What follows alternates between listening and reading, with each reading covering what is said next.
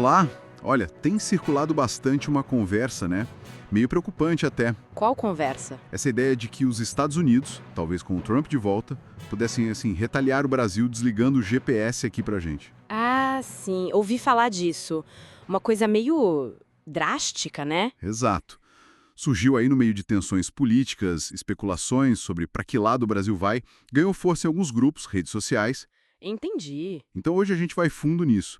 É viável? De onde saiu essa história?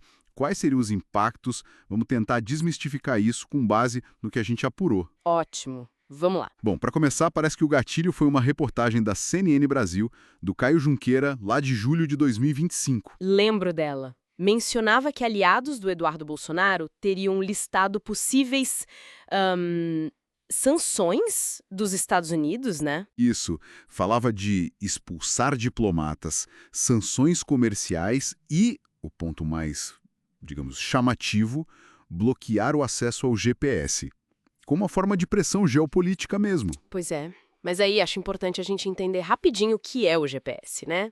Com certeza. É um sistema do Departamento de Defesa americano. Tem os 31 satélites lá em cima, fundamental para localização, navegação e para marcar o tempo com precisão, o tal do PNT. Que a gente usa no celular todo dia, né? O Waze, Google Maps. Exatamente. Desde os anos 2000, o uso civil explodiu.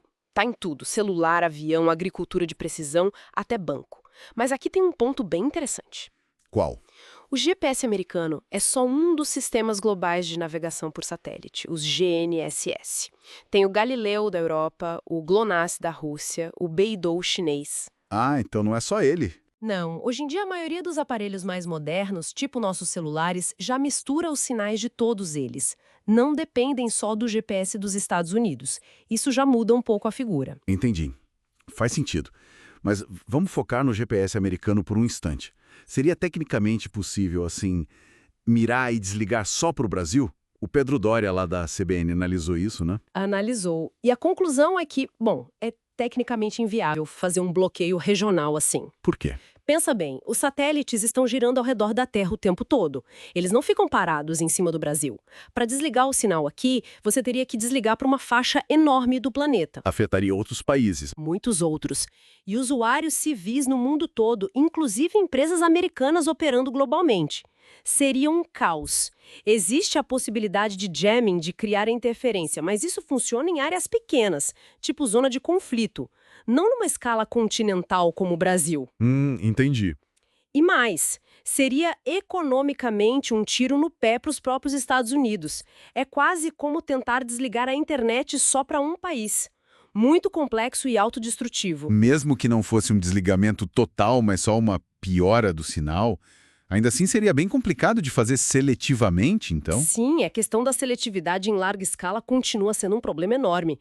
E degradar o sinal já causaria transtornos gigantescos. Imagina um agronegócio sem GPS de precisão para os tratores, para os drones. A aviação civil, a navegação marítima. Exato. E tem mais. Telecomunicações, a sincronização de transações bancárias, que depende de tempo preciso. Nossa, até os bancos. Sim! E o transporte urbano? Uber 99, logística de entrega, tudo depende disso. Prejudicaria a população inteira, as empresas todas, inclusive as americanas que estão aqui. Seria um cenário, assim, caótico. Realmente parece muito drástico. E aí entra a análise de checagem, né? O coletivo Bereia, por exemplo, foi bem direto. Foi. Eles classificaram essa narrativa como mentira deliberada. A análise deles sugere que o objetivo seria mais político. Em que sentido? No sentido de fortalecer a imagem do Trump entre os apoiadores do bolsonarismo aqui no Brasil. Criar essa ideia de que ele teria esse poder, sabe? Quase como um salvador ou alguém com controle sobre a situação. Entendi. Uma ferramenta de mobilização política. Exato. E o Bereia lembra um ponto crucial. O GPS é uma infraestrutura global mantida pelos Estados Unidos, sim, mas é usada por todo mundo.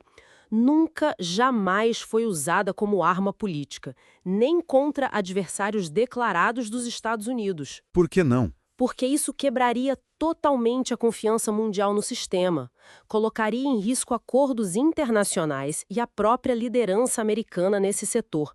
Não faria sentido estratégico. Então, a narrativa serve mais para, digamos, atiçar a base, criar um clima de medo sobre com quem o Brasil se alinha, polarizar o debate interno? Exatamente.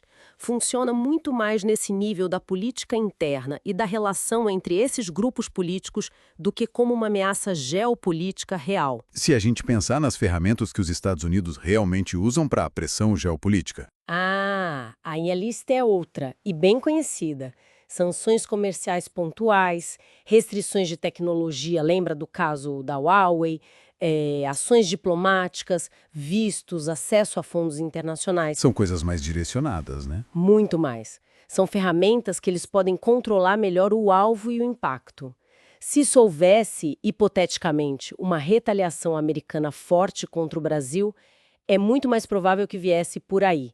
Mexer com uma infraestrutura universal como o GPS seria desproporcional e contraproducente. Ok, então resumindo o que a gente viu nas fontes.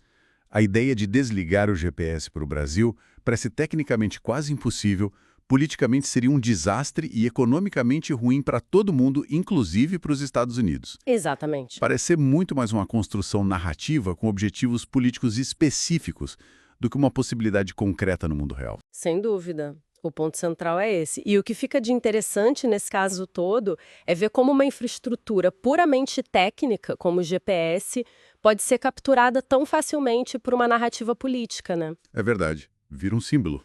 Vira um símbolo poderoso. E isso nos leva a pensar quantas outras alegações sobre tecnologia, sobre capacidades técnicas não são usadas hoje em dia no debate público para, na verdade, empurrar uma agenda política específica ou para esconder as dinâmicas de poder reais. Fica aí a reflexão, então. Quais outras questões que parecem ser só sobre tecnologia, na verdade, têm uma política bem forte por trás no mundo em que a gente vive? É um convite para a gente sempre olhar com um pouco mais de cuidado para essas histórias que misturam tecnologia e poder.